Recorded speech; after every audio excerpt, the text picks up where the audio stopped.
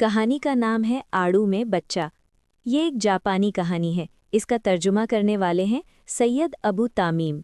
एक दफ़ा का जिक्र है, जापान के किसी गांव में दो बूढ़े मियाँ बीवी रहते थे। बूढ़ा लकड़हारा था। वो और उसकी बीवी बहुत उदास थे क्योंकि उनके यहाँ कोई बच्चा नहीं था। एक दिन बूढ़ा पहाड़ों पर लकड़ियाँ काटने गया और बूढ़ी औरत कपड़े धोने दरिया पर चली गई। बूढ़ी ने कपड़े धोने शुरू ही किए थे कि क्या देखती है कि एक बहुत बड़ा आड़ू दरिया में बहता चला आ रहा है। वो बहुत हैरान हुई। उसने इतना बड़ा आड़ू कभी नहीं देखा था। बूढ़ी बी ने आड़ू दरिया में से निकाल लिया और घर लेकर चली आई। वो इसे अपने मियाँ को खिलाना चाहती थी। शाम को बूढ़े मियाँ आए तो बूढ़ी बी ने कहा, ये तो देखो कितना अजीब आड़ू है, तुम्हारे लिए लाई हूँ। बूढ़े मियाँ ने भी आड़ू की तारीफ की। वो बहुत भूखा था। बोला, इसे जल्दी से काटो, मुझे बहुत भूख लगी है। बुढ़िया बावर्ची खाने से एक छुरी लाई और आड़ू के दो टुकड़े करने चाहे। जब उसने छुरी चलाई तो अंदर से आवाज़ आई, ठहरो, मुझे ना काटो।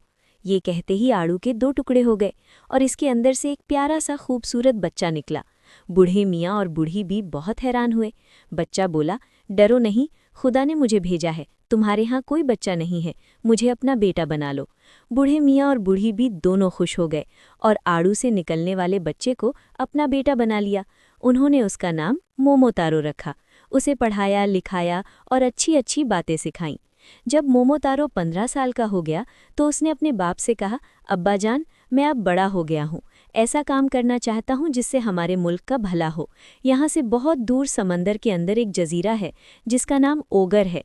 ओगर कौम के लोग वहाँ रहते हैं। वो बहुत शैतान हैं, हमारे मुल्क में घुस आते हैं और लोगों का माल लूट कर ले जाते हैं।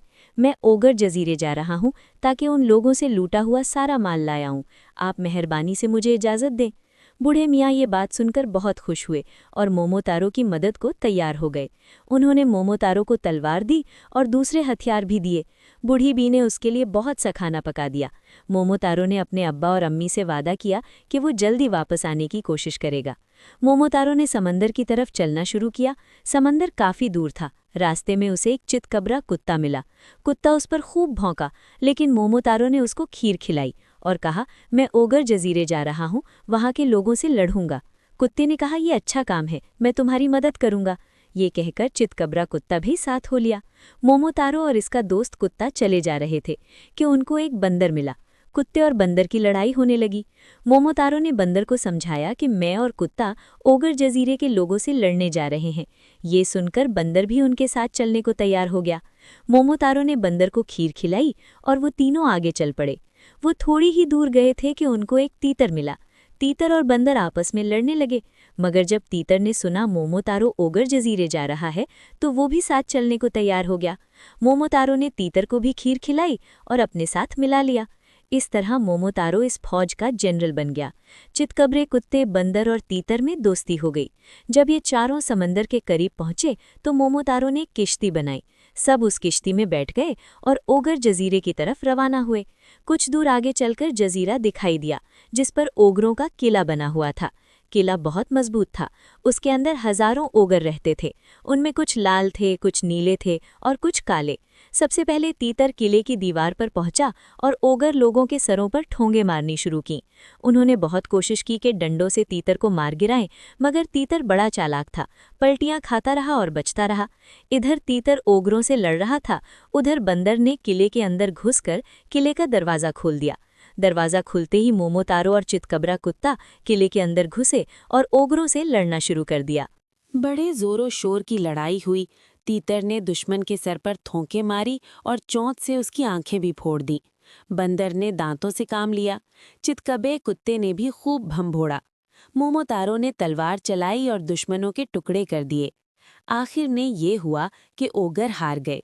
वो सब मोमोतारो के सामने हाथ जोड़कर खड़े हो गए और पक्का वादा किया कि अब वो बुरे काम नहीं करेंगे। फिर वो सारा माल उठा लाए जो उन्होंने दूसरे लोगों से छीना था। इस सामान में सोना चांदी भी था और कीमती जवाहरात भी। एक ऐसी कश्ती भी थी जो किसी को नजर नहीं आती थी। ऐसा ही एक हथियार था। एक हथौड़ा ऐसा था कि जब उसे जमीन पर मारा जाता तो सोने का सिक्का निकल आता। ये हथौड़ा बड़े कमाल का था। मोमोतारो ने ये सारा माल अपनी कश्ती में रखला दिया। जब ये चारों अपने गांव वापस आए तो वहां एक बैलगाड़ी बनाई। गाड़ी पर सारा माल लादा और मोमोतारो के घर पहुंचे। मोमोतारो के अब्बा और अम्मी ने अपने बेटे को देखा तो बहुत खुश हुए। उन्होंने गांव के सब लोगों को बुलाया और उनसे कहा, अपना अपना माल ले लो। लोग खुशी से नाचने लगे। उन्होंने बड़े मियाँ को इतने पैसे दिए कि वो चैन से सारी जिंदगी बसर करने लगे।